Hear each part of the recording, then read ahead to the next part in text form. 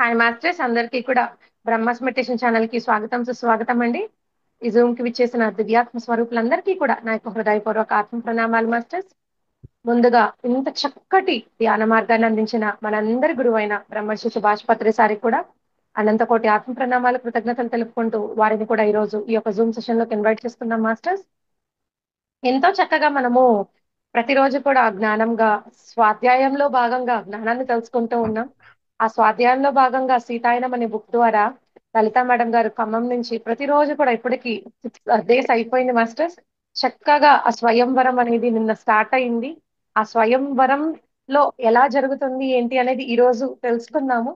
కానీ నిన్నటి వరకు ఆ సీతాదేవి చెప్పిన ఒక మాట ఇప్పటికీ గుండెలకి హత్తుకునింది మాస్టర్స్. ఎప్పుడైతే రాముడు అది విల్లు అనేది ఎత్తాడో అప్పుడు విల్లు ఇది ఎందుకు కనిపించేశాడు కదా సీతాదేవికి, ఇప్పుడు మళ్ళా అది ఎందుకు విల్లు పరీక్ష ఎందుకు అని అంటే ఇదంతా కూడా నేను ఎత్తాను కదా అంటే అది బలంకి సంబంధించింది కాదని చెప్పని చాలా చక్కగా చెప్పారు సీతాదేవి. ఇలాంటివి ఎన్నో అంటే బాగా కానీ వింటే మాస్టర్స్ మనకి తెలుసుకోవాల్సినవి మనం ఆచరించాల్సినవి. ఆ గర్వం అనేది పోవాలి. అంటే నిన్న తెలుసుకునింది గుండెలు హత్తుకుంది అని చెప్పని తెలుసుకున్నాను కదా, అది గర్వం అనేది పోవాలి. అంటే చిన్నదానికి పెద్దదానికి నేను చేశాను అని అనుకునే భావంతో ఉన్నప్పుడు అన్ని నేనే చేశాను అని ఉంటుంది. నేనేం చేయలేదు ఇది చేయించబడింది అని అనుకున్నప్పుడు అసలు ఏమీ లేదు మాస్టర్. అహము గర్వం అన్ని పోతాయి. చాలా చక్కగా మేడం ద్వారా ప్రతిరోజు కనీసం ఒక్క పాయింట్ గుండెలకు హత్తుకునేలా తెలుసుకుంటూ ఉన్నాం. ఈ రోజు డే 7 లోకి వచ్చాము. మేడం ద్వారా ఈ రోజు మళ్ళా సీతాయనం డే 7 లో భాగంగా చక్కటి జ్ఞానాన్ని అందుకున్నాం. ముందుగా మేడం మీకు బ్రహ్మాస్ మెడిటేషన్ ఛానల్ కి స్వాగతం సుస్వాగతం madam. Thank you so much. Over to you madam. Okay అమ్మా, థ్యాంక్ యూ వెరీ మచ్. మరి ముందుగా మనందరి గురువు గారైన బ్రహ్మర్షి సుభాష్ పత్రిజీకి నా ధ్యాన సాష్టాంగ వందనాలు తెలియజేసుకుంటూ, అలాగే నాకు ఈ అవకాశం ఇచ్చిన ఈ బ్రహ్మాస్ మెడిటేషన్ ఛానల్ వారికి కూడా, మరి అలాగే ఈ యూట్యూబ్లో కానీ లైవ్లో కానీ ఎవరైతే మరి వీక్షిస్తున్నారో వింటున్నారో వాళ్ళందరికీ కూడా నా కృతజ్ఞతలు అండి. నేను ముందుగా కొత్త వాళ్ళు వస్తున్నారని చెప్పి మళ్ళీ ఇంట్రడ్యూస్ చేస్తున్నాను. మన ఎవరైతే ఈ బుక్ రాశారో వాళ్ళని, దీనా మిరియం అనే ఆవిడ ఫారినర్ ఆమె. అయితే ఆమె ఒక మెడిటేటర్ అనమాట. ఎన్నో ఆధ్యాత్మిక సంస్థలకు అధ్యక్షురాలుగా పనిచేసింది ఆవిడ. ఇప్పుడు ఫారెన్ లో ఉంటుంది. ఇప్పుడు కూడా ఉన్నట్టే ఉన్నారు ఆవిడ. దీనా మిరియం గారు మనందరికి ప్రతిసారి పరిచయం చేశారనమాట ఆవిడని. అయితే ఆవిడ ఏంటంటే మనం మెడిటేషన్ టూర్కి వెళ్తాం కదా, అలాగా ఒక మెడిటేషన్ టూర్కి వెళ్ళినప్పుడు ఒక రామాలయంలో కూర్చొని మెడిటేషన్ చేస్తున్నప్పుడు ఆ సీతాదేవి విగ్రహం నుంచి ఆమెకు ఒక వెలుగులాగా వచ్చి ఎక్కడికి కనెక్ట్ అయిపోయారంటే ఆవిడ తన పూర్వజన్మలోకి కనెక్ట్ అయిపోయారంట దీనా మిరియం అని ఆవిడ. అయితే ఎక్కడ పూర్వజన్మ అంటే అది ఆ యొక్క మన త్రేతాయుగంలోకి వెళ్ళిపోయారనమాట. త్రేతాయుగంలో ఆవిడ ఒక సీతాదేవి పరిచారికగా, అంటే చెలికత్తెలు ఉంటారు కదా, సీతాదేవికి మహారాజుకి మహారాణులకి రాజ్యాల్లో ఉంటారు కదా, అలాగా ఆవిడ పేరు మీనాక్షిగా చూసుకుందంట తను. ఆ మీనాక్షి దేవి ఆ సీతాదేవితో కనెక్ట్ అయ్యి అక్కడ సీతాదేవి పుట్టక ముందు నుంచి అవన్నీ ధ్యానంలో ఏదైతే చూసుకుందో అది టెలిపతి ద్వారా తెలుసుకొని అవన్నీ కూడా ఒక బుక్ని ఇంగ్లీష్లో రాయడం జరిగింది. ఫారినర్ కదా, అయితే దాన్ని మన పత్రి సారు తెలుగులోకి అనువదింప చేశారు మన స్వర్ణలత మేడం, ఉయ్యూరు మేడం తోటి. కాబట్టి ఆ బుక్ మనకు అందడం మన మహద్భాగ్యం. మరి ఇప్పుడు ఆ డీనా మిరియం అనే ఆవిడ మీనాక్షి లాగా ఉంటూ మనకి ఇవన్నీ కూడా సీతాదేవి పుట్టక ముందు నుంచి అన్ని విషయాలు చెప్తుంది.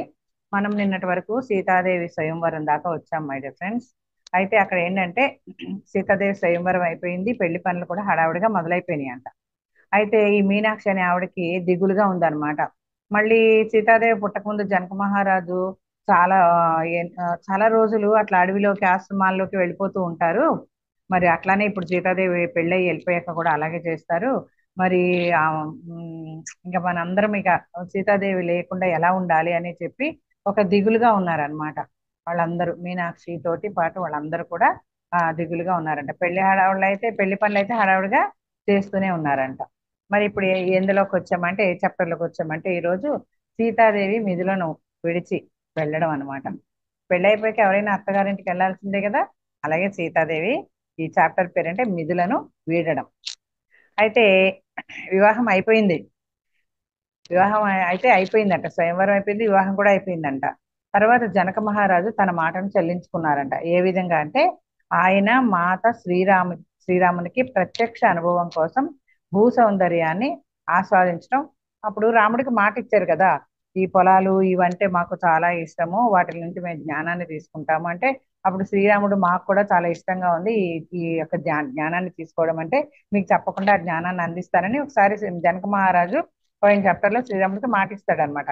అట్లా మాట ఇచ్చినప్పుడే పెళ్ళైన తర్వాత సీతాదేవిని, మరి సునైన మాతని, మరి శ్రీరామచంద్రుడిని కూడా తీసుకొని అక్కడికి వెళ్ళారంట. ఏంటి, ప్రత్యక్ష అనుభవం కోసం, ఆ పొలాలు ఆ భూమిల గురించి ప్రత్యక్ష అనుభవం కోసం, ఆ సౌందర్యాన్ని ఆస్వాదించడం కోసం పొలాలకి తీసుకువెళ్ళి తన మాటను నిలబెట్టుకున్నారనమాట.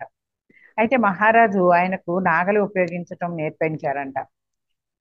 ఎవరికి? శ్రీరామచంద్రుడికి. ఆ నాగలి ఎలా ఉపయోగించాలో అని చెప్పి నేర్పించారంట. సీతామాత ఏం నేర్పిందంటే, భూమి యొక్క సజీవ లక్షణాలను, ఉదాత్తతను, ఉదాత్తత అంటే ఒక ఆ దానికి ఉదారమైన స్వభావం ఉంటుంది చూడు, అట్లాంటిది అనమాట. అవన్నీ కూడా సీతాదేవి బోధించిందంట. ఎలాగా భూమి జీవ లక్షణాలను కలిగి ఉందో ఇవన్నీ కూడా ఆ భూదేవి యొక్క ఉదారతను ఇదంతా కూడా సీతాదేవి బోధించిందంట. మరి మహారాజు అయితే ఈ మధ్య ఏర్పాటు చేసిన స్థానిక పరిపాలన అనేది ఉంది కదా, మనం పోయిన చాప్టర్ లో చెప్పుకుందాం. ఏ ఏ విధంగా అంటే, ప్రజలకి వాళ్ళ పాలన వాళ్ళు చేసుకునేటట్టుగా చేయాలి, ఎంతసేపు మన మీద ఆధారపడేలా ఉండకూడదు అన్నట్లుగా ఇది వరకు మీటింగ్ లో వాళ్ళందరూ చర్చించుకున్నారు. అయితే వాటి గురించి అన్ని శ్రీరాముడికి చెప్పారంట. శ్రీరాముడికి చెప్తే వాటిని చూడడానికి, వాళ్ళందరినీ కలవడానికి ఎంతో ఆసక్తి చూపించాడంట శ్రీరామచంద్రుడు. కాక ఆ యొక్క సంస్థల అభివృద్ధి గమనించడానికి వాళ్ళు ఏం చేశారంటే, చుట్టుపక్కల గ్రామాలన్నిటికీ దర్శించారంట అక్కడ అన్ని. అయితే మహారాజుతో వాటి పరిపాలన విధానం గురించి సుదీర్ఘంగా చర్చిస్తూ తామంతా మొత్తం అదంతా కూడా తెలుసుకున్నాడంట. వాటిలోని లోటుపాట్లు అవన్నీ కూడా ఆ జనక మహారాజు నుంచి శ్రీరామచంద్రుడు నేర్చుకున్నాడంట. అయితే ఇన్ని సంవత్సరాలు నేను అయోధ్యలో నేర్చుకున్న దానికంటే కూడా మిథిలలో మహారాజు దగ్గర ఈ కొన్ని వారాల్లోనే పరిపాలన గురించి చాలా ఎక్కువ తెలుసుకున్నాను అని నేను అక్కడ వాళ్ళ రాజ్యం ఉంది కదా, దశరథ మహారాజు దగ్గర, అక్కడ అయోధ్యలో ఏమైతే నేర్చుకున్నాడో వాటికంటే కూడా ఇక్కడ చాలా నేర్చుకున్నాను, ఈ పరిపాలన విషయాలన్నీ సూక్ష్మాలన్నీ నేర్చేసుకున్నానని చెప్పి శ్రీరామచంద్రుడు ఎక్కువ తెలుసుకున్నానని చెప్పి చెప్తాడనమాట. అయితే అతనితో కొన్ని వారాల్లోనే ఇలా పరిపాలన గురించి చాలా, ఒక వారంలోనే అన్ని తెలుసుకున్నానని చెప్తాడనమాట. అయితే ఏం చెప్తుందంటే, అతనితో చెప్పారని చెప్పి సీతాదేవి అందంట. వశిష్ఠ విశ్వామిత్ర ఋషులు ఉన్నారు కదా, వశిష్ఠుడు విశ్వామిత్రుడు ఎవరైతే ఋషులు ఉన్నారో వాళ్ళ నుంచి రాముడు వాళ్ళు ఏం తెలుసుకున్నారు? యుద్ధ కళలని, వేదాలని అభ్యసించారంట. పరిపాలనా సూక్ష్మాలను నేర్చుకునే అవకాశము ఇప్పటి వరకు రాలేదంట శ్రీరాముడికి.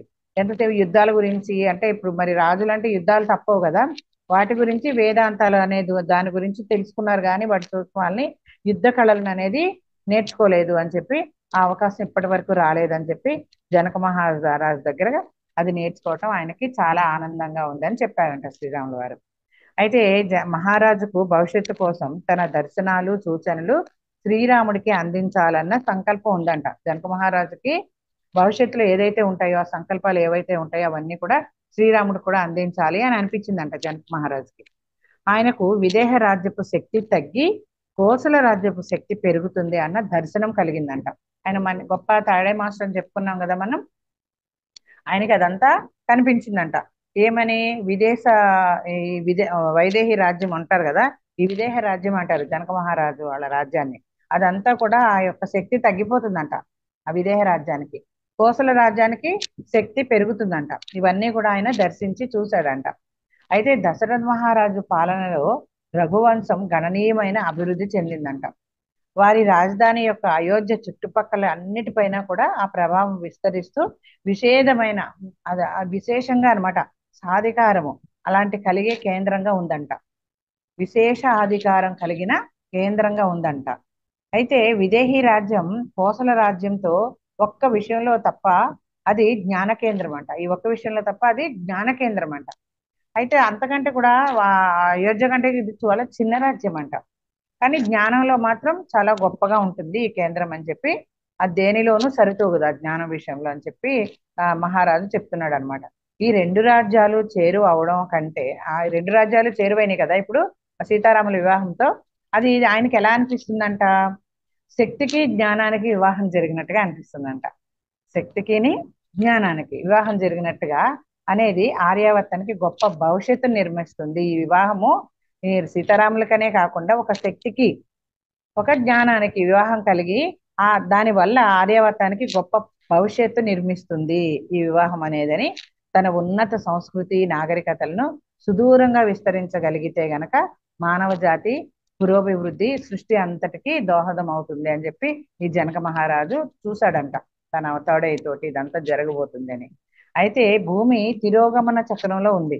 అంటే అప్పుడు త్రేతాయుగం అంటే తిరోగమనం. ఇప్పుడు మనకు చూడండి, ఇప్పుడు మనకి ఏం జరుగుతుంది, థర్డ్ డైమెన్షన్ నుంచి ఫిఫ్త్ డైమెన్షన్ లోకి వచ్చింది. అలాగే ఆ రాజ్యం కూడా అప్పుడు ఆ త్రేతాయుగం కూడా తిరోగమనంలో ఉందంట. పురోగమనం అయిపోయింది, తిరోగమనంలో ఉండడాన్ని చూశాడంట ఆయన. అది ఆరోహణ అవరోహణ చక్రం అంటారు. అయితే తిరోగమన చక్రంలో ఉందని, ఆధ్యాత్మిక జ్ఞానం చాలా వరకు కోల్పోబడిందని, భౌతిక అభివృద్ధి పెంపొందుతుందని మహారాజుకు తెలిసిందంట. అందుకే ఆయన రాబోయే చీకటి కాలాల నుంచి ఆ జ్ఞానాన్ని రక్షించటానికై తన చివరి సంవత్సరాలను అంకితం చేయాలనుకున్నారంట. ఇంకా కొంచెం పెద్ద ఆయన అయిపోయాడుగా, చాలా పెద్దోళ్ళు అయిపోతేనే సీతాదేవి పుట్టింది. కాబట్టి ఇప్పుడు ఇంకా తిరోగమనాన్ని ఆయన ముందే దర్శించి ఆ చీకటి కాలాల్లో ఈయన ఏంటంటే ఈ జ్ఞానాన్ని చివరి సంవత్సరాలకు అంకితం చేయాలని అనుకున్నారట జనక మహారాజు. మానవాళి మొత్తానికి ఈ వివాహం వల్ల వనగూడే ప్రయోజనం కోసమే మహారాజు ఈ వివాహానికి ఒప్పుకున్నారంట. అంటే తన స్వార్థం ఏమీ లేదు ఇక్కడ మహారాజుకి, జనక మహారాజుకి. మానవాళికి అంతటికి ఒక మహారాజు ఎలా ఉండాలో ఇక్కడ చెప్పకుండా చెప్తున్నారనమాట మనకి. ఏంటంటే మానవాళి కోసమే ఆ రాజ్యపాలన ఉండాలి. మనకి పత్రిసారి ఏం చెప్తారు, ప్రజల దగ్గరికి పాలన కాదు, ప్రజల కోసం అనమాట. ఇప్పుడు దాకా ఏముంది, ప్రజల కోసం పాలన లేదు, వాళ్ళ స్వార్థం కోసమే ఉంది ఈ పరిపాలన అంతా. ఎవరు మంత్రులు వచ్చినా, ప్రధానమంత్రులు వచ్చినా, ఎవరు వచ్చినా వాళ్ళ స్వార్థం కోసమే. కానీ రామరాజ్యం ఎలా ఉంది, ప్రజల వద్దకు పాలన అనమాట. ప్రజలకి సంక్షేమం కోసమే వాళ్ళు పరిపాలిస్తారు, వాళ్ళ స్వార్థం చూసుకోరు అనమాట. అలా ఉంటుంది. రామరాజ్యం రాబోతుంది రాబోతుంది అని పత్రిసారి పదే పదే చెప్తారు, ఇంకెంతో దూరంలో లేదని.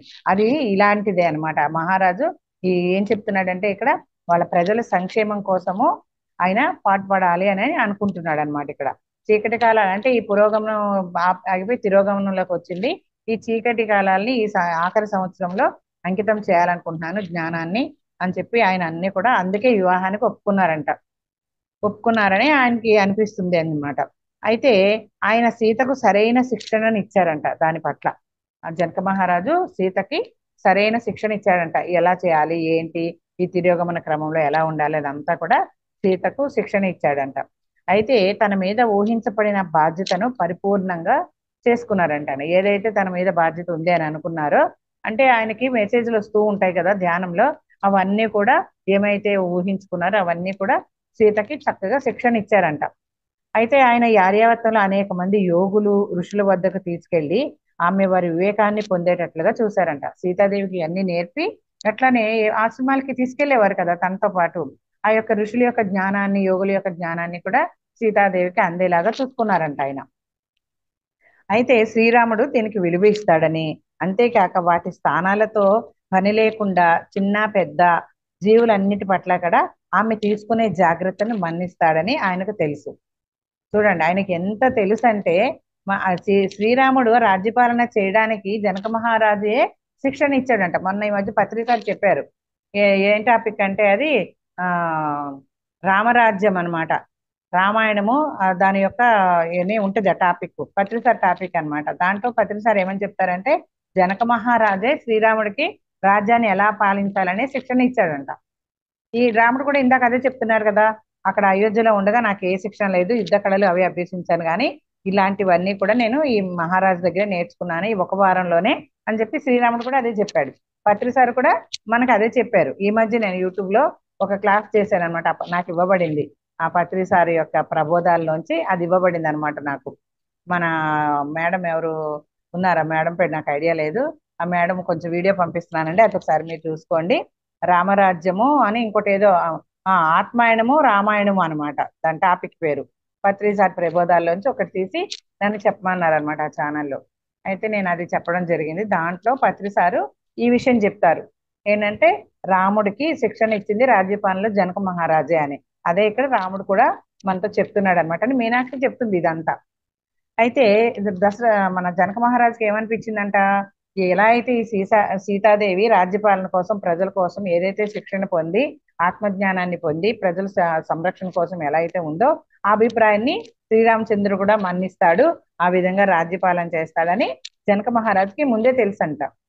అదే ఈయన ఇక్కడ అనుకుంటున్నాడు ఆయన స్వాగతంగా. అయితే ఆయన గొప్ప బాధ్యతల్లో చివరిది ముగియపోతుంది. జనక మహారాజు యొక్క ఏదైతే గొప్ప బాధ్యత ఉందో ఈ జన్మలో అది జరగబోతుంది, అది ముగియబోతుంది అని చెప్పి మహారాజు అనుకుంటూ ఉన్నారనమాట. ఇంకా మహారాజు దీనిని ముగించడంలో ఆనందం గాని విచారం గాని ఏమీ లేదు. ఎందుకంటే ఆయన గొప్ప యోగి, గొప్ప ఋషి అనమాట. అందుకని విచారం లేదు, ఆనందము లేదంట. ఇది గొప్ప ఇది ముగిపోతుంది అని చెప్పి అనుకున్నా కూడా, గొప్ప బాధ్యతలో నా యొక్క గొప్ప బాధ్యతలో ఇది చివరిది, ముగిపోతుంది అని అనుకున్నాడు. కానీ దానివల్ల ఆయనకి విచారం గాని సంతోషం గాని ఆనందం గాని ఏమీ లేదంట. అయితే ఆయన విషయాల పట్ల నుంచి తప్పించుకోవటం, ఈ విషయాల పట్ల ఇంకా కొంచెం తప్పించుకోవటం ప్రయత్నించారంట. ఎప్పుడు ఆయన పనేంటి, ఈ సుదూర తీరాల్లో ఉన్న ఆశ్రమాలను దర్శించడం, అక్కడ గడపడం అయ్యే చేసేవాడు. ఇప్పుడు కూడా ఆయన అలాంటివి విషయాలన్నీ వదిలిపెట్టి ఇట్లా చేస్తున్నాడు అనమాట. ఇలాంటివన్నీ ఆ విషయాల పట్ల తప్పించుకోవటం అనేది మొదలు పెట్టారంట ఆయన. ఒకనొక సాయంత్రము వంటశాల నుంచి వచ్చిన సోమ అనే ఒక పరిచారిక ఉంది కదా, వంటశాల నుంచి వచ్చిందంట. మహారాజు రామునికి బోధిస్తుండగా తాను విన్న విషయాలని మీనాక్షి వాళ్ళందరితో, ఇంకా పరిచారకులు ఉంటారు కదా, సోమ మరి ఉష రోహన వీళ్ళందరూ ఉన్నారు కదా, ఇంకా పరిచారకులు మగవాళ్ళు వీళ్ళందరూ వాళ్ళతో పంచుకుంటుందంట సోమ అనే ఆవిడ. వంటశాలకు వచ్చి భోజన వాళ్ళ విషయంలో తను ఏదో విన్నదంట, ఆ విన్నదంతా మాతో పంచుకుంటుందని మీనాక్షి చెప్తుంది. అయితే ఏం చెప్తుందంటే, వంటశాలలో ప్రవేశించి తన పని మొదలెడుతూనే ఆమె మౌనంగా అయిపోయిందంట. ఎవరు? సోమ మౌనం వహించిందంట. సాధారణంగా ఆమె గలగలా మాట్లాడుతూ ఉంటదట. ఎవరో ఒకరికి ఇది చేయండి అది చేయండి అని పురమాయిస్తూ గలగలా మాట్లాడుతూ ఉంటదంట. కానీ ఈ సాయంత్రం ఆమె రాగానే వంటశాలను శుభ్రం చేస్తూ అవి ఇవి సర్దడం ఇవన్నీ మొదలెట్టిందంట. అయితే అప్పుడు ఆమె ప్రశ్నించిందంట మీనాక్షి, ఏ ఏంటి ఇలా ఉన్నావని ప్రశ్నిస్తే ఆమె విననట్లే కొంచెం దూరంగా వెళ్ళిపోయిందంట. ఎట్టకేలకు పరిచారకుడు ఏమైంది అని అడిగాడంట. ఏమి లేదే, ఏం లేదు అని చెప్పి ఊరుకుందంట మౌనంగా. అయితే సాయంత్రం భోజనం వడ్డించేటప్పుడు నువ్వు ఒక సంభాషణ విన్నావు అవునా అని కిరణ్ అనే ఆయన మనం పరిచయం అయింది కదా ఇంతకు ముందు. ఆయన ఏంటంటే జంతువులంచి అన్నిటినీ ఆ రాజ్యంలో సంరక్షించే అతను అనమాట. అప్పుడు మన మీనాక్షి దెబ్బ తగిలినప్పుడు సీతాదేవి తనని తీసుకెళ్లి జాగ్రత్తగాని ఎవరైతే కిరణ్తో చెప్తుందో ఆయన అనమాట. ఆయన ఏమంటున్నాడంటే, అయితే నువ్వు సాయంత్రం భోజనాలు వడ్డించేటప్పుడు నువ్వు ఒక సంభాషణ విన్నావు అవునా కాదా అని చెప్తే ఆమె తల ఊపిందంట అవునన్నట్టుగా. రోహన్ కూడా వింతగా అనిపించిందంట. రోహన్ అనే ఒక పరిచారక ఉంది కదా, ఆమెకు కూడా వింతగా అనిపించిందంట. అయితే ఆ చెప్పింది ఆమెకు అర్థం కాలేదు, ఇతను ఏం చెప్తున్నాడు అనేది రోహన్కి అర్థం కాలేదంట. అది ఏదో గొప్ప ప్రాముఖ్యత ఉన్న విషయం లాగానే ఉంది అని అన్నాడంట కిరణ్ అనే అతను. ఇది మనం వినవలసింది కాదు అని సోమ బదిలిచ్చిందంట. ఇదేమి మనం వినవలసింది కాదు అని చెప్పి సోమ బదిలిస్తుంది అనమాట కిరణ్ కి.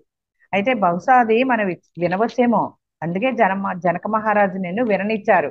అదే భోజనాలు వడ్డించేటప్పుడు నువ్వు అవసరం లేదు నువ్వు వెళ్ళిపోమ్మా అని చెప్తారు కదా, నేను విననిచ్చారంటే మనకు అదేదో అవసరమయ్యే ఉంటుంది అని, పర్వాలేదు అనేసి కిరణ్ అనే అతను అంటున్నాడు అనమాట.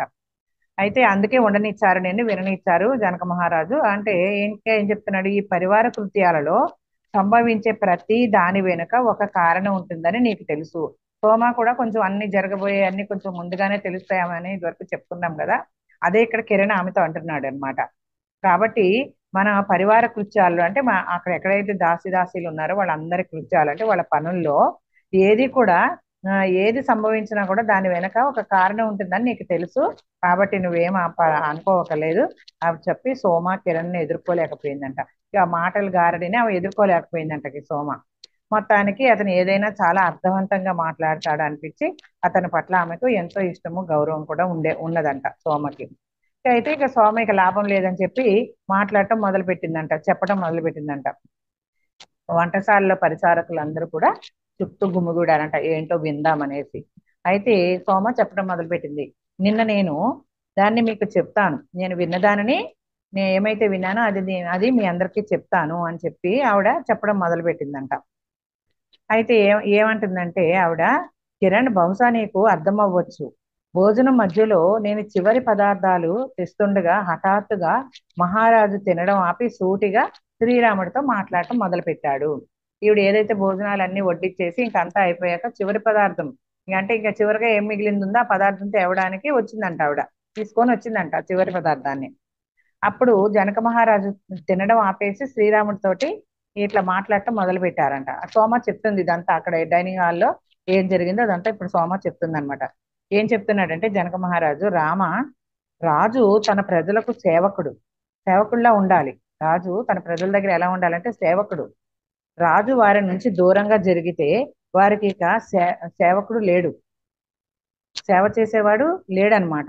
నాకు విదేహ రాజ్యంలోని కుటుంబాలన్నీ తెలుసు, వారి బాధలు తెలుసు, నేను వాటిని పోగొట్టడానికే చూస్తాను అని చెప్పారంట. శ్రీరాముడు మహారాజు చెప్పింది శ్రద్ధగా వింటూ ఉన్నాడంట. అది వింటూ ఉంటే ఇక ఆయన ఇంకా చెప్పడం కొనసాగించారంట. ఒకానొక వ్యాప్తి చెందుతున్న సామ్రాజ్యంలో కూడా ఇది సాధ్యమే. విస్తరించిన మనసు తన ప్రజానీకం ఎంత ఎక్కువగా ఉన్నా కూడా దానిని తెలుసుకోగలదు. అంటే మనసు విస్తారంగా ఉంటే గనక ఆ ప్రజానీకం అనేది ఎంత ఉన్నా కూడా, ఎంత ఎక్కువగా ఉన్నా కూడా దానిని తెలుసుకోగలదు అని చెప్పి జనక మహారాజు ఇవన్నీ కూడా చెప్తున్నాడు. ఇంకా ఏం చెప్తున్నాడంటే, మహాదేవుడు మనలో ప్రతి ఒక్కరి ఆలోచనలు కోరిక తెలుసుకోవటం లేదా, మహాదేవుడైన శివుడు మనలో ఉండి మన యొక్క ప్రతి ఆలోచనలు కోరికలు ఎలా అయితే తెలుసుకుంటున్నాడో అలా తెలుసుకుంటున్నాడు కదా. అదే విధంగా తన రక్షణలో ఉన్న వారందరినీ కూడా పట్టించుకోవటం రాజు రాజు బాధ్యత. ఎలాగే అయితే ఆ మహాదేవుడైన శివుడు మన ఆలోచనల్ని మన చర్యల్ని అన్ని గమనిస్తూ పట్టించుకుంటూ ఉన్నాడో, అలాగే ఒక రాజు కూడా ఇవన్నీ కూడా పట్టించుకోవటము అవసరము అని చెప్పి, మన రాజు యొక్క బాధ్యత అని చెప్పి జనక మహారాజు శ్రీరాముడితో చెప్తున్నాడని సోమ చెప్తుంది. అది మనకు ఇవ్వబడిన బాధ్యత. అందుకే నేను తరచూ గ్రామాలన్నీ దర్శిస్తూ ఉంటాను. సీత కూడా ప్రజల హృదయాలను చదవగలదు కనుక వారి వద్దకు వెళ్తూ ఉంటుంది. ఆమెకు ప్రతి కుటుంబపు అవసరాలు తెలుసు. ఏ కుటుంబంలో ఏ అవసరం ఉందో సీతాదేవికి అన్ని తెలుసంట. మనము స్వీయ పరిపాలన పట్ల దృష్టి పెట్టాలి. రామ భవిష్యత్తు దానిదే, ఇంకా రాబోయే భవిష్యత్తు దానిదే. పాలకుల మనస్సులపై స్వీయ ఆసక్తులు అనే మబ్బులు కమ్మటం మొదలైంది. ఇప్పుడు చూడండి, ఎవరైనా మహారాజు చెప్పినట్టు విందాము, మహారాజు పరిపాలన అంతా చూసుకుంటున్నాడు అని మహారాజు మీద భారం వేస్తారు. కానీ ఇప్పుడు ఏం మొదలైందంట, వాళ్ళు స్వంతంగా ఆలోచించటం మొదలు పెట్టారంట స్వీయ పరిపాలన కోసం. ఎవరికి వాళ్ళు ప్రజలు. అంటే ఇప్పుడు ఇది అవ్వబోతుంది కదా, తిరోగమనంలోకి వచ్చింది కదా, ప్రజల్లో కూడా మార్పు వచ్చింది అనమాట. అయితే అది అంతా ఆ భవిష్యత్తు వాళ్ళదే అని చెప్పి ఇదంతా కూడా శ్రీరాముడికి చెప్తున్నాడు అనమాట. పాలకుల మనసులో కూడా ఆసక్తులు, అంటే వాళ్ళ ఏం ఆసక్తి ఉందో అదే చేయటం అనే మబ్బు కమ్మటం ఎక్కువైంది. ప్రజల అవసరాలను పట్టించుకోవటం లేదు. ప్రజల అవసరాలని ఏమీ పట్టించుకోవట్లేదు. ఇంకా మిగతా పాలకులందరూ సామంతరాజులు ఉంటారు కదా, వాళ్ళు ఎవరు ప్రజల అవసరాలను పట్టించుకోవట్లేదు. ఆర్యావర్తంలో అనేక భాగాల్లో ఇది వాస్తవంగా మారడం నేను గమనిస్తున్నాను. ఇదే నిజంగా మారడం. వాస్తవం అంటే ఇప్పుడు జరిగే వాస్తవం అన్నమాట. ఏదైతే జరుగుతుందో అదంతా వాస్తవంగా జరుగుతుంది అంటారు కదా, అలాంటి దాన్ని నేను గమనిస్తూనే ఉన్నాను ఈ వాస్తవాన్ని అని చెప్పి చెప్తున్నారు. దానిని ఎదుర్కొనే ఏకైక మార్గం స్వీయ పరిపాలన.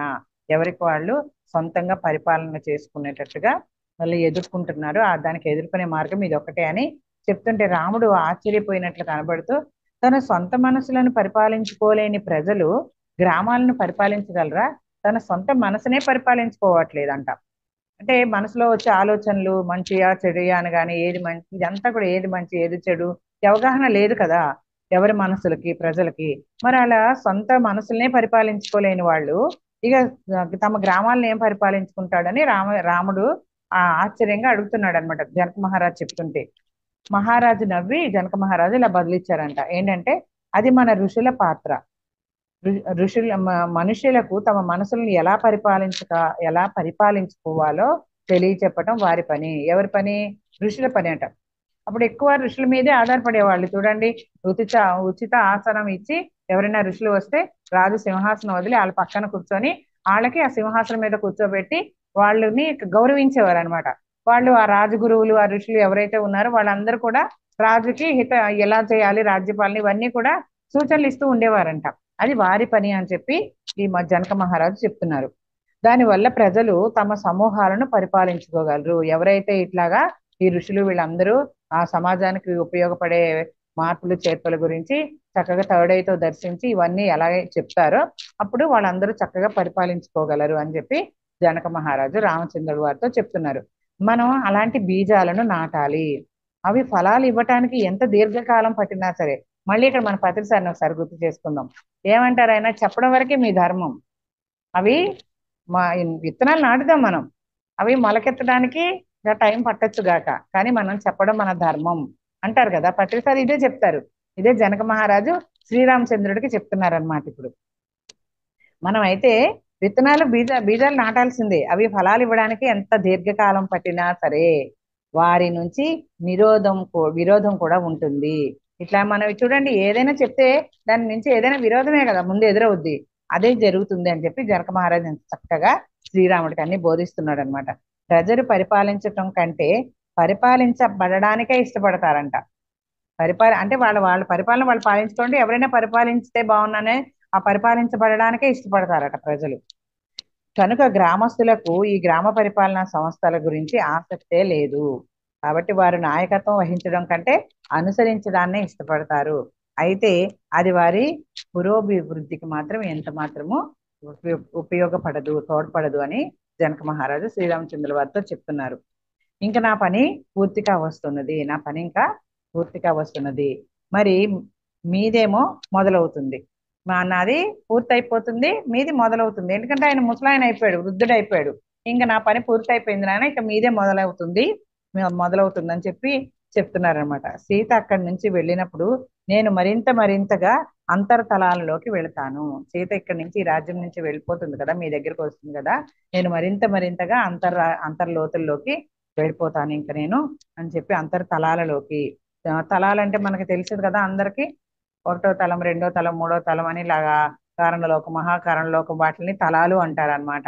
అలా ఏడు ఏడు వరకు మనకు తెలుసు, 14 వరకు తలాలు, 14 తలాల వరకు మనకు తెలుసు. ఇంకా విశ్వగోళాలలో చాలా ఉన్నాయని ప్రతిసారి చెప్తారు. విశ్వంలో అనేక లోకాలు ఉన్నాయి, అనేక తలాలు ఉన్నాయి అని చెప్తారు. ఈయన అలాగే అంతర్తలాలలోకి నేను వెళ్ళిపోతాను ఇక అని చెప్పి చెప్తున్నారనమాట. అంతర్తలాల్లోకి నేను వెళ్ళిపోతాను. ఎందుకంటే నేను వృద్ధుడిని అయిపోయాను, నాదంతా అయిపోయింది, మీది మొదలైంది ఇంకా.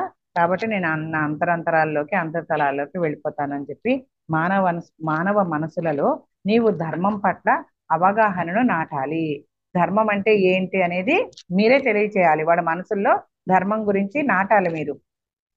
దాని వలన కాంతిని పారద్రోలడానికి నిరంతరం ప్రయత్నించే చీకటిని ప్రజలే స్వయంగా నిరోధించగలుగుతారు. మీరు ఏం చేస్తారంటే ధర్మాన్ని ఎలా ధర్మాన్ని ఆచరించాలని నాటితే చాలు ప్రజల మనసుల్లో. ఆ చీకటి లోకాల నుంచి ఏదైతే చీకటి లోక వాసులు ఉంటారు కదా, అలాంటి వాళ్ళని ప్రజలే స్వయంగా అప్పుడు నిరోధించగలుగుతారు. మీరు చేయవలసింది ఏంటంటే ప్రజల మనసుల్లో ధర్మాన్ని నాటాలి అని చెప్పి ఎంత చక్కగా జనక మహారాజు శ్రీరామచంద్రుడికి చెప్తున్నారంట. తమ పాలకులే తమను నిర్దేశించాలి అని వారిపై ప్రజలు ఆధారపడే రోజులు పోతున్నాయి. ప్రతి వారు తమ బాధ్యతను స్వీకరించాల్సిన అవసరం ఎంతైనా ఉంది. కాబట్టి రామ, ఇదే భవిష్యత్తు యొక్క స్వీయ పరిపాలన. అది నీతోనే ఆరంభం అవ్వాలి. రాబోయే శకానికి నువ్వే పునాది వేస్తావు. నేను అటువంటి బీజాలను మా ప్రజల్లో నాటడానికి ప్రయత్నించాను, కానీ మిథిల చిన్నది, అయోధ్య చాలా విస్తరించి ఉంది. ఇది నువ్వు సీత కలిసి చేయవలసిన కార్యం. సీత మిథిలలో ఎందుకు జన్మించిందో నాకు ఇప్పుడు అర్థమవుతుంది. మానవ మనస్సులలో మేము మేల్కొల్పటానికి ప్రయత్నించిన ఈ జ్ఞానాన్ని అయోధ్యకు తీసుకురావడానికే. చూడండి, సీత ఎందుకు జన్మించింది అనేది ఇప్పుడు అర్థమవుతుంది నాకు. ఎందుకంటే మానవ మనస్సుల్లో మేము మేల్కొల్పడానికి ప్రయత్నించిన ఈ ధ్యానాన్ని అయోధ్యకు తీసుకువెళ్ళడానికి, తనతోటి సీతాదేవి ఈ జ్ఞానాన్ని అంతా అయోధ్యకు తీసుకెళ్ళడానికే ఇక్కడ జన్మించిందని నాకు అర్థమవుతుంది అని చెప్పి జనక మహారాజు ఇదంతా కూడా శ్రీరామచంద్రుల వారికి చెప్తున్నారనమాట. ఇదంతా సోమ అక్కడ ఉన్న వాళ్ళ కిందకి వివరిస్తుంది అనమాట. కొంచెంసేపు ఆగింది. ఆగి మళ్ళీ ఏం చెప్తుందంటే, ఎంతో వివేకవంతుడైన, అన్నీ తెలిసిన మన మహారాజు యొక్క ఈ మాటలు వినడంతో నేను ఉన్న చోటే బిగిసిపోయాను. ఎందుకంటే మరి సీతమ్మ వారు వెళ్ళిపోతుంది, ఇక మనందరం ఇలా ఉండిపోతామా అని చెప్పి వాడు ఆ తినటం ఆపేసి మరి జనక మహారాజు శ్రీరామచంద్రుడితో చెప్పిన ఈ విషయాలన్నీ విని అక్కడే బిగిసిపోయిందంట తను. శ్రీరాముడు సీతలు దీర్ఘ ఆలోచనలో ఉండడం నేను చూశాను. జనక మహారాజు ఇవన్నీ చెప్తా ఉన్నాడు కదా శ్రీరాములు వారికి, సీతాదేవి గురించి ఇదంతా చెప్తుంటే సీతారాములు ఇద్దరు కూడా దీర్ఘ ఆలోచనలో మునిగిపోయి ఉండడం నేను చూశాను. అప్పుడు నేను చేయవలసిన పనులు గుర్తొచ్చి ఇంకా అలా చూసి ఎమ్మటే మళ్ళీ అయ్యో అని బిగిసిపోయింది. కానీ ఇంకా నేను చేయాల్సిన పనులు వచ్చి గబగబా అక్కడి నుంచి వచ్చేసి అక్కడి నుంచి కదిలానని చెప్పి, ఆ తర్వాత సంభాషణ కొనసాగిందో లేక ఆగిపోయిందో ముగించారో నాకైతే తెలియదు. నేను అక్కడ వరకు విని నా పనులు గుర్తొచ్చి నేను వచ్చేసాను అని చెప్పి సోమ ఇదంతా చెప్తుంది అనమాట. పరిచాలకుల్లో ఒకరు కిరణ్ వైపు తిరిగి, ఇదంతా చేయటంలో మహారాజు ఉద్దేశం ఏమిటి అని కిరణ్ అనే అతన్ని అడుగుతారనమాట. మనకు అంతటి వివేకవంతుడైన మహారాజు ఉండగా స్వీయ పరిపాలన అవసరం ఎందుకు అని అడిగాడంట. వీళ్ళందరూ కూడా కిరణ్ అడిగారంట. నాకు తెలియదు బదులు చెప్పాడు కిరణ్. అయితే ఆలోచన పూర్వకంగా కిరణ్ ఏమన్నాడంటే, ప్రతి రాజ్యము కూడా మన మహారాజు వంటి రాజును కలిగి ఉండే అదృష్టంతో ఉండదు. మన మహారాజు ఎంత చక్కగా పరిపాలిస్తాడో అలాంటి అదృష్టము ప్రతి రాజ్యానికి ఉండదు. ఆయన భవిష్యత్తులోకి చూస్తున్నారని నేను అనుకుంటున్నాను. ఆయన ఫ్యూచర్ చూస్తున్నారని నేను అనుకుంటున్నా. ఎందుకంటే ఆయన పెద్ద గొప్ప థర్డ్ ఐ మాస్టర్ అని ఆ ప్రజలందరికీ తెలుసు, గొప్ప యోగి అని. కాబట్టి ఆయన దూరదృష్టి చూసి పరిపాలిస్తాడు. అలాంటి అదృష్టం మనకే ఉంది, ఇంక ఏ రాజ్యానికి లేదని నాకు తెలుసు. ఆయన భవిష్యత్తులోకి చూస్తున్నారని నేను అనుకుంటున్నాను. కాబట్టి జనక మహారాజు దృష్టి మన సామ్రాజ్యానికో లేదా మన కాలానికో పరిమితిపై ఉండదు. జనక మహారాజు దృష్టి అంట మన సామ్రాజ్యానికో అని మాత్రం పరిమితమై ఉండదు అని నేను అనుకుంటున్నాను అని చెప్తున్నాడు. ఆయన దర్శనం అత్యంత వైభవపేతమైనది. కొన్ని నిమిషాల పాటు వీటి గురించి ఆలోచిస్తూ వాళ్ళందరూ మౌనంగా ఉండిపోయారంట. ఉండిపోయి మళ్ళీ పొద్దున్నే భోజనాలకు ఏం సిద్ధం కావాలి అవన్నీ ఇక వంటశాలలో అంతా సిద్ధం చేయడం కోసం, మర్నాటి కోసం ఆ భోజనాలు సిద్ధం చేయడం కోసం లేచారట. ఇక సంవత్సరాల తర్వాత సోమ నాకు ఈ సంభాషణ గుర్తు చేసింది. చాలా సంవత్సరాల తర్వాత అంట సోమ అనే ఆవిడ ఈ మీనాక్షికి ఈ సంభాషణ అంతా గుర్తు చేస్తుందంట. అయితే మాత మమ్మల్ని కొన్ని రోజుల్లో వదిలి వెళ్ళబోతుంది. సోమ నా ఉదాసీనతను చూసి ఒక సాయంత్రం నాతో అన్నదంట. సోమ అనే ఆవిడ మీనాక్షితో ఒక సాయంత్రం ఏమన్నదంటే, మాతను విశ్వసించు, సీతాదేవిని పై విశ్వాసం ఉంచు మీనాక్షి. నీకు ఏది ఉత్తమమైనదో ఆమెకు తెలుసు. నీకేం కావాలో సీతాదేవికి అంతా తెలుసు కాబట్టి ఆవిడపై విశ్వాసం ఉంచు. దానికి అనుగుణంగానే ఆవిడ చర్య తీసుకుంటుంది. మనకు ఆమె పట్ల పరిపూర్ణ విశ్వాసం ఉండాలి. ఎందుకంటే ఈమె బాధపడుతూ ఉంటది, సీతాదేవిని వదిలేసి వెళ్ళే టైం వచ్చింది అని చెప్పి బాధపడుతుంటే మనకి ఏం కావాలో ఏం చేయాలో సీతాదేవికి తెలుసు కాబట్టి ఆవిడపై విశ్వాసం ఉంచు అని మీనాక్షి తోటి సోమ చెప్తుందంట.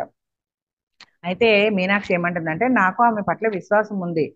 సోమ తల పట్టుకొని, అయితే ఇంకా ఇట్లా తల పట్టుకొని, మరి నీకు ఎందుకు నిస్పృహ, ఎందుకు విచారంగా ఎందుకున్నావు అని చెప్పి అన్నదంట. ఆమె ఏమన్నా వేర్పాటును అనుమతిస్తుంది అనుకుంటున్నావా అనేసరికి అయోమయంగా మీనాక్షి సోమ వైపు చూస్తుందంట. ఆమె ఏమనుకుంటోంది, మాత కొన్ని రోజుల్లో వెళ్ళబోతుందని ఆమెకు తెలుసు. ఆమె కూడా, మాతకు కూడా కొన్ని రోజుల్లో నేను వెళ్ళబోతున్నానని తెలుసు. ఒకవేళ ఆమెను మళ్ళీ చూడగలిగిన అవకాశం చాలా కాలం తర్వాత కానీ రాదు. మళ్ళీ ఎప్పుడు చూస్తామో ఏంటో సీతాదేవిని, ఆ అవకాశం మళ్ళీ ఇప్పట్లో రాదు. ఆ మరునాటి ఉదయం మాత సోమ, ఉష, రోహణలతో పాటు నన్ను కూడా అడవికి రమ్మని పిలిచిందంట. ఆ మర్నాడు సీతాదేవి వెళ్లే రోజులు దగ్గర వస్తున్నాయి అనమాట. మిదలను వదిలి అయోధ్యకు వెళ్లే రోజులు దగ్గర పడుతుండగా సీతాదేవి ఏం చేసిందంటే, సోమని, రోహన్ని, ఉషని వాళ్ళతో పాటు మీనాక్షిని కూడా అడవికి వెళ్దాం పదండి అని చెప్పి తనతో తీసుకెళ్ళిందంట. ఆమెతో వెళ్ళడం ఇదే చివరిసారి అని మాకందరికీ తెలుసు. ఇదే చివరిసారేమో మాటతో ఇలా అడవికి రావడం అని చెప్పి వీళ్ళందరికీ తెలిసిపోతుందంట. మేము అడవిలో ప్రవేశించినప్పుడు మా విచారాన్ని దాచుకోలేకపోయాము. మాలో అందరం విచారపడ్డాం. సోమ మాత్రమే ఎప్పటిలాగే ఉల్లాసంగా ఉందంట. మాత కూడా మహత్తరమైన ధోరణిలో ఉంది. మేము దట్టమైన అడవిలోకి ప్రవేశించగానే సీతాదేవి ఏం చేసిందంటే, తనకి ఇష్టమైన ప్రదేశాలన్నిట్లో కూడా, ఆ ప్రదేశాలు ఇదివరకు ఏవైతే తనకి ఇష్టమైన ప్రదేశాల్లో తిరిగిందో అవన్నీ కూడా చూసుకుంటూ చక్కగా ఆ ధోరణిలోనే ఉందంట, చక్కగా హుషారుగా. మొట్టమొదటి అడవిలోకి ప్రవేశించగానే మాత తనకు ఇష్టమైన ప్రదేశాలు అన్నిటిలోనూ ఆగి, అన్నిటి దగ్గర ఆగి వృక్షాలను, మొక్కలను అలా ప్రేమగా తాకుతూ, దగ్గర వస్తున్న జంతువులన్నిటిని ముద్దాడుతూ అట్లా అన్ని చేస్తుందంట.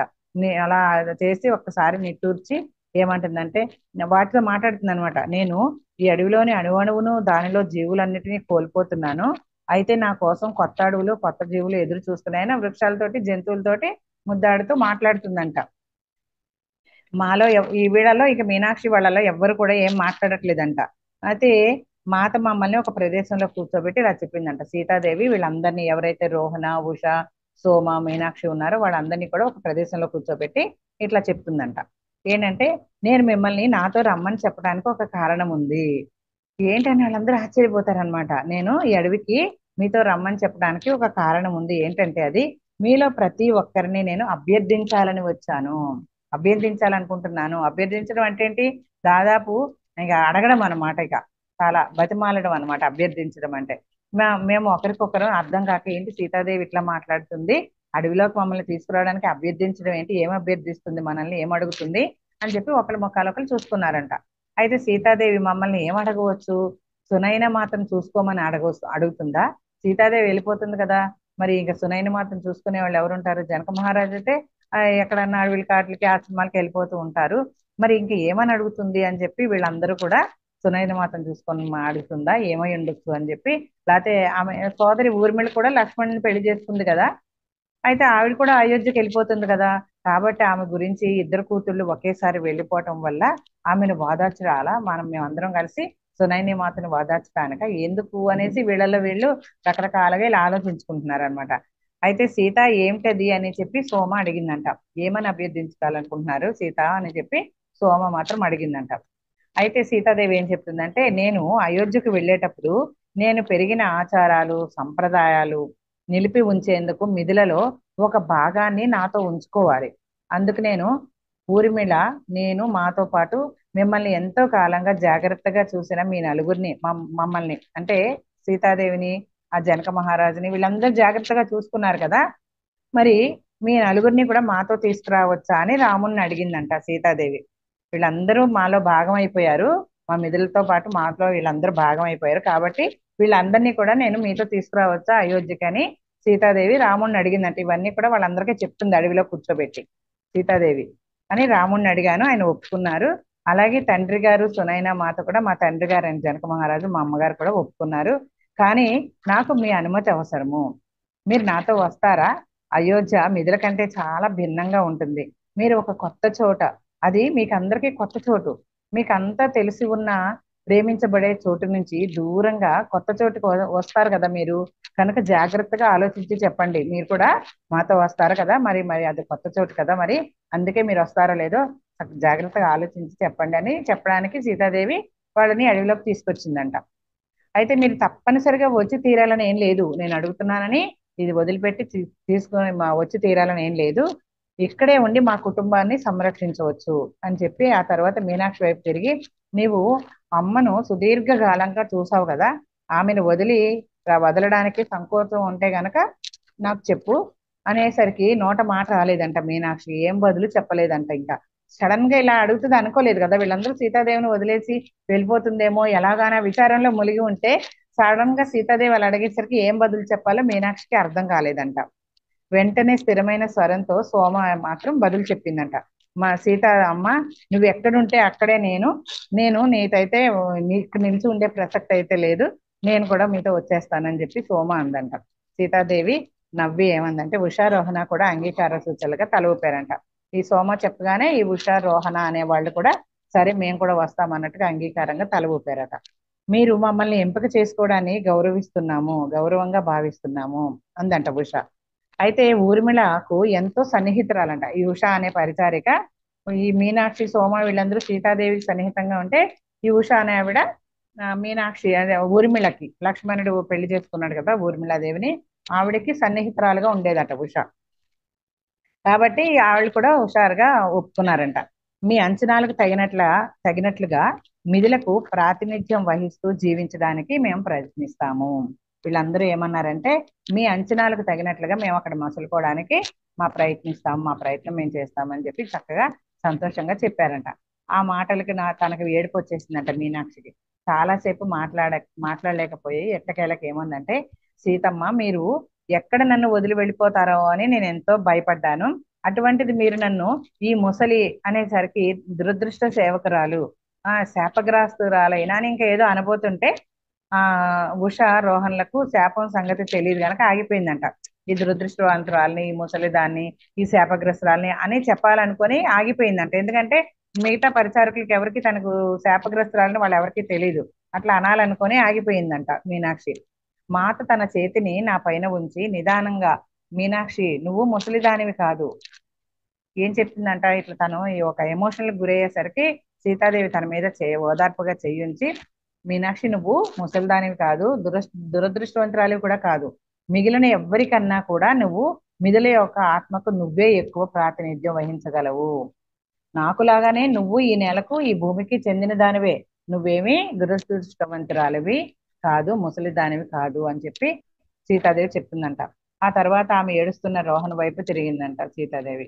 ఆమెకు చెల్లెలు, మేనకోడళ్ళు, మేనళ్ళు ఉన్నారంట, ఎవరు? రోహన్ అనే ఆమెకి.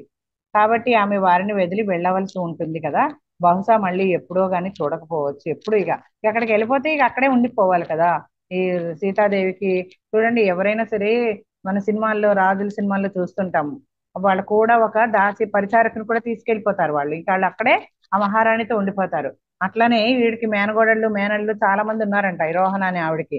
కాబట్టి ఇక మళ్ళీ వాళ్ళని చూసుకోవడానికి ఇక్కడ రావడం కుదరదు ఆమెకి. కాబట్టి ఏం చెప్తుందంటే, చెప్తుంది అనమాట ఇవన్నీ కూడా స్థిరంగా చూస్తూ. ఏమంటుందంటే, మేనల్లుళ్ళు మేనగోడలు ఉన్నారు కదా, ఆమె వారిని వదిలి వెళ్ళవలసి ఉంటుంది కదా, బహుశా మళ్ళీ ఎప్పుడు చూడకపోవచ్చు. నువ్వు ఖచ్చితంగా వస్తావా రోహణ అని చెప్పి అడుగుతుంది అనమాట. మాత వైపు స్థిరంగా చూస్తూ ఆమె తల ఊపి స్థిరమైన గొంతుకుతో, మాత నేను తప్పకుండా వస్తాను. మీకు సేవ చేయడం కంటే ప్రియమైనది నాకు వేరే ఏది లేదు. సీతాదేవి ఆలోచించింది తన కుటుంబం గురించి. చాలా మంది ఉన్నారు మేనగోడలు, వీడు చూడాల్సిన వీడి కోసం, వీడి మీద ఆధారపడిన వాళ్ళు చాలా మంది ఉన్నారు. తను వస్తావా మరి, నువ్వు రావా అని చెప్పి అడిగితే, నేను వాళ్ళని అందరూ వదిలి మిమ్మల్ని మీతో రావడానికే నేను ఉంటాను, కానీ మీకన్నా నాకు ఎవరు ఎక్కువ కాదు అని చెప్పి ఈ రోహన కూడా చెప్తుందంట. అంతా నిశ్చయం అయిపోయింది. ఇక మీరందరూ కూడా సర్దుకొని సిద్ధంగా ఉండండి, మనం 2 రోజుల్లో వెళ్ళబోతున్నామని సీతాదేవి వాళ్ళందరికీ చెప్తుంది అనమాట. ఆమె లేచి అరణ్యాన్ని కలయి చూస్తూ, ఈ అడవే నా ప్రపంచం, నేను ఇక్కడే పెరిగాను, నాకు తెలిసిందంతా ఏదైతే ఉందో అదంతా నేను ఇక్కడే నేర్చుకున్నాను, కాబట్టి ఇది నాకు ప్రతి విషయం బోధించింది. ఎలా ఉండాలి, ఎలా ఉండకూడదో నాకు అన్ని విషయాలు కూడా ఈ అడవే బోధించింది నాకు. అందుకు నేను ఎంతో కృతజ్ఞరాలిని అని చెప్పి తన చేతిని హృదయంపై ఉంచుకొని మెల్లగా చుట్టూ చూసి, నేను నా ప్రేమను మీతోనే వదిలి వెళుతున్నాను, మీరెప్పుడూ రక్షించబడుదురు గాక అని ఆ యొక్క అడవిలో ప్రతి చెట్టుని చూసి ఆవిడ చక్కగా ఇలా దీవించింది అనమాట. ఆ అడవిని అంతా మీరెప్పుడు చక్కగా రక్షించబడుదురు గాక, మీరు నాకు ఇచ్చిన జ్ఞానాన్ని నేను ప్రపంచంలో అనేక భాగాలకు తీసుకువెళ్తాను అని ఆ వృక్షాలతో చెప్తుందనమాట సీతాదేవి. అని ఆ వాటితో గుసగుసలాడిందంట. ఆ మాటలతో ఆమె వెనుదిరిగి రాజప్రసాదం వైపు నడిచి, మేము లోపలికి అడుగు పెట్టేటప్పుడు ఆమె నా వైపు తిరిగి, నువ్వు కిరణ్కి చక్కగా వీడ్కోలు చెప్పి రా అని చెప్పి మీనాక్షితో అందంట. ఆవిడ వెళ్ళిపోతే వెళ్ళిపోతే వెనక తిరిగి మీనాక్షితో ఏమంది, నువ్వు కిరణ్కి మాత్రం చక్కగా వీడ్కోలు చెప్పిరా అని చెప్పి చెప్పిందంట. సరే అని చెప్పి మీనాక్షి తల ఊపిందంట. కానీ నా గదిలోకి వచ్చిన వెంటనే ఆ సంగతి మర్చిపోయాను. తిరిగి గదిలోకి వచ్చేసింది, అడవిలోంచి ఎవరికి వీళ్ళకి వాళ్ళు వెళ్ళిపోయారు. ఆ తన గదిలోకి రాగానే ఇదంతా మర్చిపోయిందంట. మాతను సిద్ధపరచడానికి ఎన్నో పనులు చేయవలసి ఉంది. మేము ఆ ఉదయం వెళ్ళబోతున్నాము అనగా ఆ మాటలు నాకు జ్ఞాపకం వచ్చి నేను హడావిడిగా ఆ కిరణ్ని ఎత్తుక్కుంటూ వెళ్ళిందంట. సీతాదేవి చెప్పిన విషయం కిరణ్కి వీడ్కోలు చెప్పిరా అని చెప్పి నువ్వు చెప్పిన విషయం మర్చిపోయిందంట. ఎందుకని, సీతాదేవి వెళ్ళడానికి ఆవిడకి ఏమేం కావాలో అన్ని సమకూర్చే పనుల్లో మునిగిపోయి మర్చిపోయిందంట. సడన్ గా జ్ఞాపకం వచ్చి ఆ ఉదయాన్నే అతన్ని వెతుకుంటూ హడావిడిగా వెళ్ళిందంట. అతను గాయపరిచిన ఒక గుర్రం కాలుకి కట్టు కడుతూ కనిపించాడంట. జాగ్రత్తగా సున్నితంగా గుర్రంతో మాట్లాడుతూ ఉన్నాడంట కట్టు కడుతూ. ఈ పనిని కొంత దూరం నుంచి చూస్తూ నిలబడిందంట మీనాక్షి. హఠాత్తుగా అతను తన రాకను గుర్తించి ఇటువైపు తిరిగాడంట, తన వైపు. మీనాక్షి, సమయం అయిపోయిందా, మీరు ఇప్పుడే బయలుదేరుతున్నారా అని అని అడిగాడంట ఇతన్ని ఏమి రావడం చూసి. నేను తల ఊపి ఇలా కిందకి తలదించుకుందంట. కాళ్ళ వైపు దృష్టి ఉంచడం అంటే తలదించుకుందంట. ఎందుకంటే హఠాత్తుగా నేను ఇబ్బందిని ఎందుకు భావించానో నాకు తెలియదు. అతను అట్లా మాట్లాడగానే ఇబ్బందిని ఎందుకు నేను అట్లా ఫీల్ అయ్యానో నాకైతే ఏమీ అర్థం కాలేదు. బహుశా నేను ఎప్పుడు మళ్ళీ కలవబోని స్నేహితునికి వీడ్కోలు చెప్పకపోవటం వల్ల కావచ్చు. ఎప్పుడు ఇంకా కలవబోదు కదా ఆ స్నేహితుడిని, కాబట్టి వీడ్కోలు చెప్పక తప్పలేదు, కాబట్టి నేను ఏమన్నా అలా ఫీల్ అయ్యానేమో అని తనకు తాను మీనాక్షి అనుకుంటుంది. అతను విచారం నిండిన కళ్ళతో నన్ను తదేకంగా చూశాడు. మాత లేనప్పుడు ఈ ప్రదేశం ఇంతకు ముందులాగా ఉండబోదు. మాత లేనప్పుడు ఈ ప్రదేశం సీతాదేవి ఉన్నప్పుడు లాగా ఉండదు కదా అని చెప్పి విచారం వ్యక్తం చేశాడంట. నువ్వు ఏమనుకుంటున్నావో నాకు తెలుసు, నేను గబగబా అన్నాను. ఈవిడి అతను అలా మాట్లాడేసరికి, అయ్యో అతను ఎక్కడ బాధపడుతున్నాడో అని గబగబా మీనాక్షి ఏమందంటే, నువ్వేమనుకుంటున్నావో నాకు తెలుసు, సీతాదేవి ఈ రాజప్రసాదపు జీవం, అయితే మహారాజు సునైన మాత ఇక్కడే ఉంటారు.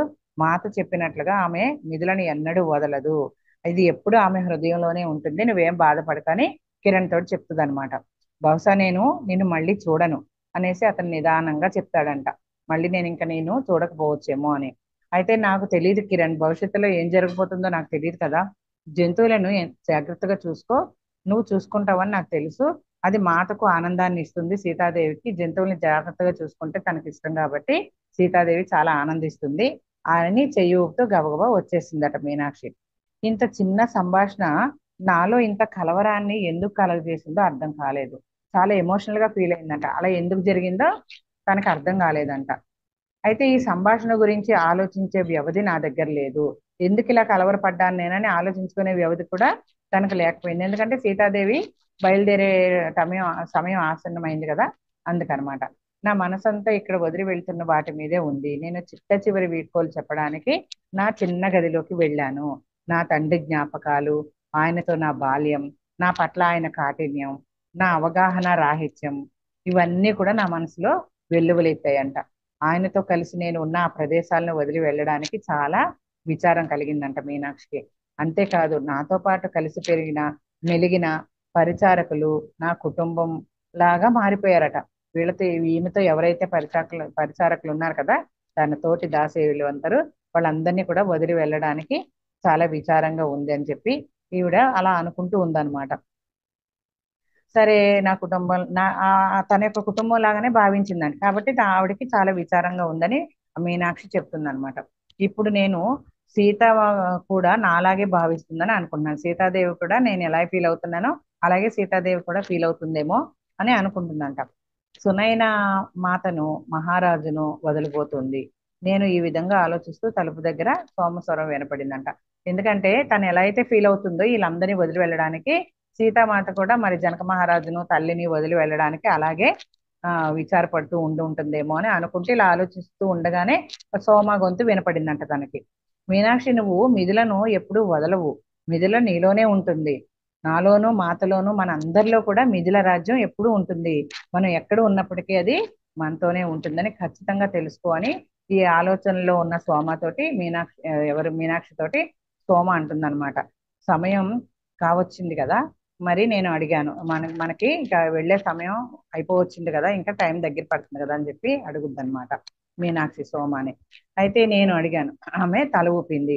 అందరూ సభా మందిరం దగ్గర ఉన్న బాహ్య ద్వారం వద్దకి చేరారు.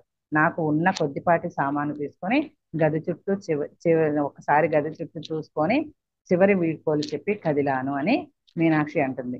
ఈ చాలా వీడ్కోలు అంతకుముందే చెప్పాను. నేను, సోమ, ఉష, రోహన్లతో పాటు అయోధ్యకు వచ్చే వారి అందరితోటి చేరుకున్నారట వీళ్ళందరూ. ఎవరైతే సోమ, రోహన, ఉష వీళ్ళందరూ ఉన్నారో వాళ్ళతో పాటు ఈ మీనాక్షి కూడా అక్కడికి చేరుకుందంట. అయోధ్యకు ఎవరైతే వెళ్తారో వాళ్ళందరినీ చేరుకున్నారంట.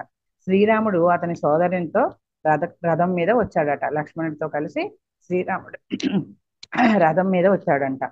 ఇప్పుడు మేము సీత, ఊర్మిళ రాక కోసం, సునైని మాత, మహారాజుల కోసం ఎదురు చూస్తూ ఉన్నాము. కొంతసేపటికి వాళ్ళు కూడా వచ్చారు. కన్నీళ్లతో విడిపోయే సమయం అది. సునైన మాతకు క్లిష్ట సమయము. ఆమె తన చేతి నుంచి ఒక కంకణాన్ని తీసి ఊర్మిళ ముంజేతికి తొడిగిందంట. ఒక కంకణాన్ని తీసి చిన్న కూతురైన ఊర్మిళకి తొడిగి, ఈ కంకణం ఎప్పుడు నిన్ను రక్షిస్తుంది అని చెప్పి చాలా బాధపడతారు కదా, కూతుర్ని అత్తగారింటికి పంపించినప్పుడు అది సహజమే కదా. తాను చాలా క్లిష్ట పరిస్థితిలో ఉందని మీనాక్షి అందుకే అట్లా చెప్తుంది అనమాట. సునైన మాత ఏం చేసిందంటే తన చేతికి ఉన్న కంకణం ఒకటి తీసి చిన్న కూతురైన ఊర్మిళ చేతికి తొడిగి, ఇది ఎప్పుడు నిన్ను రక్షిస్తుందమ్మా అని చెప్పి చెప్తుంది అనమాట. ఆ తర్వాత ఏం చేసిందంటే తను ధరించిన ఒక కంఠాభరణాన్ని తీసి సీత మెడలో వేసిందంట. వేసి ఏం చెప్తుందంటే, నా తల్లి నా వివాహం అయి నేను వచ్చేటప్పుడు ఇది నాకు ఇచ్చింది. ఆమెకు గల అత్యంతైన విలువైన వస్తువు ఇది. కాబట్టి ఇది నీవు ఎక్కడికి వెళ్ళినా దీనిని నీతోనే ఉంచుకో అని చెప్పి కన్నీళ్లతో చెప్పిందంట. ఆమె లోపల ఇప్పుడు కంఠాభరణం ఉంది కదా, ఏదైతే గొలుసు లాంటిది అనమాట, అది ఇచ్చి, నేను నా అత్తారింటికి వచ్చినప్పుడు మా అమ్మ నాకు ఇది ఇచ్చింది, కాబట్టి ఇది చాలా విలువైన వస్తువు, దీన్ని నీతోనే ఉంచుకోమ్మా అని చెప్పి సీతాదేవి మెళ్ళ వేసి సీతాదేవి కన్నీళ్లతో చెప్తుంది అనమాట. మహారాజు కూతుళ్ళిద్దరిని చేతిలోకి తీసుకొని మౌనంగా హత్తుకొని వీడ్కోలు ఆశీర్వచనం ఇచ్చారట. సీతతో ఆయన ఏం చెప్తున్నారంటే, నువ్వెవరో, ఎందుకు వచ్చావో ఎప్పుడో జ్ఞాపకం ఉంచుకో. నీవు ఎవరివో, ఎందుకు ఈ భూమి మీదకి వచ్చావో నువ్వు ఎప్పుడు జ్ఞాపకం ఉంచుకో అని చెప్పి, మిథుల నుంచి నువ్వు పొందవలసింది పొందేశావు. మిథుల నుంచి ఏమైతే పొందాలో ఆ జ్ఞానం అంతా నువ్వు పొందావు. ఇప్పుడు దానిని ప్రపంచంతో పంచుకో. చూడండి, ఒక తండ్రిలాగా మామూలుగా భౌతిక ప్రపంచంలో తండ్రులు ఏం చేస్తారు, అయ్యో కూతురు వెళ్ళిపోతుంది, అయ్యో అయ్యో అని చెప్పి అలా ఉండమ్మా, అత్తగారితో ఇలా మొసలుకో అలా మొసలుకో అని చెప్తారు. కానీ ఈయన ఏం చెప్తున్నారు, నువ్వు ఈ మిథులను ఇవ్వాల్సిన జ్ఞానం అంతా నీకు ఇచ్చింది, నువ్వు ఎందుకు వచ్చావో జ్ఞాపకం ఉంచుకో. అది ఏదైతే నువ్వు జ్ఞానం పొందావో అది ఈ ప్రపంచంతో పంచుకో అని చెప్తున్నాడు అనమాట. జనక మహారాజు అంత జ్ఞాని అనమాట ఆయన. అయితే సీత తల ఊపి తండ్రి అని ఏదో చెప్పపోయిందంట. కానీ ఆయన పెదాలపై తన వేళ్లను ఉంచి, మాటలు వద్దు, నీ హృదయంలో ఏముందో నాకు తెలుసు. తరువాత ఆయన శ్రీరామచంద్రుడికి వచ్చి ఆ, మౌనంగా నిలబడ్డారట. శ్రీరామచంద్రుడి దగ్గరికి వచ్చి, నేను మిథులను ప్రేమించటానికి పెరిగాను. శ్రీరాముడు గొప్ప ఆప్యాయతతో కొంత విచారణని కలిపి శ్రీరామచంద్రమూర్తి ఇట్లా అన్నాడంట. ఏమన్నాడంటే, నేను మిథులను ప్రేమించటానికే పెరిగాను అని చక్కగా గొప్ప ఆప్యాయత కలిగిన కొంత విచారాన్ని కలిపి అన్నాడంట. నేను మీ దగ్గర ఎంతో నేర్చుకున్నాను. ఇక్కడ చాలా రోజులు గడపగలిగినందుకు చాలా ఆనందిస్తున్నాను అని జనక మహారాజు వచ్చి మౌనంగా ఆ శ్రీరామచంద్రుడి పక్కన నుంచోగానే శ్రీరామచంద్రుడు ఇలా అన్నాడు అనమాట. నేను చాలా విచారము కొంత ఆప్యాయత కలగలిపిన గొంతుతో అన్నాడంట. నేను మిథులను ప్రేమించడానికే పెరిగాను, ఇక్కడికి వచ్చాను. మళ్ళీ ఇంకేంటంటే, ఇక్కడ ఎన్నో మీ దగ్గర చాలా నేర్చుకున్నాను, ఇక్కడ చాలా రోజులు గడిపినందుకు నేను చాలా ఆనందంగా ఉన్నానని మౌనంగా ఉన్న తన పక్కన ఉన్న జనక మహారాజుతో శ్రీరామచంద్రుడు చెప్పాడనమాట. దానికి మహారాజు నవ్వి ఏమంటున్నాడంటే, నేను నీకు నా జ్ఞానాన్ని ఇచ్చాను రామ, దాన్ని ప్రపంచం కోసం వినియోగించు అని చెప్పారంట. తర్వాత అప్రయత్నంగా ఆయన సీతారాముల ఇద్దరి చేతుల్ని తన చేతిలోకి తీసుకొని, ఇప్పుడు మీరిద్దరూ వేరు కాదు, ఒక్కటే. మీరు వాస్తవీకరించే ప్రేమయే భవిష్యత్తుకు పునాది. మీరు ఏమైతే వాస్తవంగా ఉంటారో, వాస్తవంలో అంటే ప్రేమలో ఉంటారో, అది భవిష్యత్తుకి పునాది. మీ యొక్క ప్రేమయే మీ భవిష్యత్తుకి పునాది అని చెప్పి, మరి రాబోయే యుగాలలో ఈ భూమిని నింపి ఉంచుతుందంట. చూడండి ఎంత చక్కగా చెప్తారు. మీ ఇద్దరి ప్రేమే ఇప్పుడు కావాల్సింది భవిష్యత్తుకి. ఇది ఎలా ఉంటుందంట, వీళ్ళ ప్రేమ ఈ పునాదిగా ఎలా ఉంటుందంటే, రాబోయే యుగాలలో, చూడండి రాబోయే యుగాల వరకు కూడా ఈ భూమిని నిలిపి ఉంచుతుందంట. చూడండి, మరి శ్రీరామచంద్రుడు ధర్మానికి నడిచే ధర్మం అని చెప్తారు. ఎలాగా ప్రజలు ఉండాలో ఆయన ఒక విష్ణుమూర్తి ఒక మానవావతారం రాముడుగా వచ్చి ఒక నడిచే ధర్మం లాగా ఉండి ధర్మాన్ని ఆచరించి, మరి వచ్చే యుగాలకు కూడా పునాది ఇదే శ్రీరామ అని చెప్పి యుగాలకు కూడా మీ ప్రేమ ఉపయోగపడుతుంది. కాబట్టి నిలిపి ఉంటుంది భూమి మీద ఈ ప్రేమ. కాబట్టి దాని పట్లే నాకు ఏ సందేహము లేదు అని చెప్పారంట. భవిష్యత్తు చూడగలరు కదా ఆయన. మీ రాబోయే యుగాలకు కూడా మీ ప్రేమ ఈ భూమికి అవసరం ఉంటుంది, మీ ప్రేమ ఆ భూమికి పంచుకుంటుంది అని చెప్పి భవిష్యత్తు గురించి దాని గురించి నాకు ఏ సందేహము లేదు, ఏ విచారం లేదు అని చెప్పి రాముడితోటి చెప్తారనమాట ఆయన. అనుకోకుండా ఆయన నా దగ్గరకు ఎమ్మటే మళ్ళీ మీనాక్షి, ఇది అనుకోలేదు అసలు మీనాక్షి తన దగ్గరికి వస్తాడని. ఈ సీతారాములకి ఇట్లా చెప్పేసి వీడ్కోలు మీనాక్షి దగ్గరికి వచ్చారంట. మీనాక్షి దగ్గరికి వచ్చి ఆయన మా దగ్గరకు సీత ఊర్మిళతో పాటు వెళ్ళే నలుగురి పరిచారకుల దగ్గరకు వచ్చారట. మా దగ్గరికి వచ్చి, నేను మీకు ఆశీస్సులు ఇవ్వకుండా పంపుతానని అనుకుంటున్నారా అంటూ, మీరు కూడా నా కుమార్తెలే, ఎప్పటిలాగానే సీత ఊర్మిళను శ్రద్ధగా చూసుకోండి, మీ పట్ల కూడా మీరు జాగ్రత్త, కొత్త ప్లేస్కి వెళ్తున్నారు కదా వాళ్ళందరికీ జాగ్రత్తలు చెప్తున్నారంట. సీత ఊర్మిళ కూడా వాళ్ళతో పాటు మీరు కూడా నా కుమార్తెలే, మిమ్మల్ని ఆశీర్వదించి పంపించకుండా నేను ఎలా ఉంటాను అనుకున్నారు, మీ దగ్గరికి రాననుకున్నారు కదా, కాబట్టి ఎప్పట్లాగే సీత ఊర్మిళ ఇక్కడ ఉన్నప్పుడు ఎలా చూసుకున్నారో అలాగే శ్రద్ధగా చూసుకోండి, మీ పట్ల కూడా మీరు శ్రద్ధగా వహించండి అని చెప్పి అన్ని జనక మహారాజు వాళ్ళందరికీ చెప్తారు.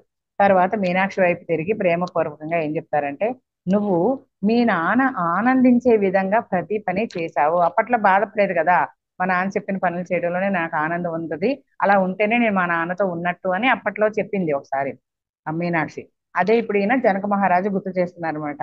నువ్వు మీ నాన్న ఆనందించే విధంగానే ప్రతి పని చేశావు, ఆయన అంచనాలను మించిపోయావు. ఏదైతే నా కూతురు ఇలా ఉండాలని మీ నాన్న అనుకున్నాడో ఆయన అంచనాలను కూడా మించిపోయావు నువ్వు. చక్కగా చేశావు.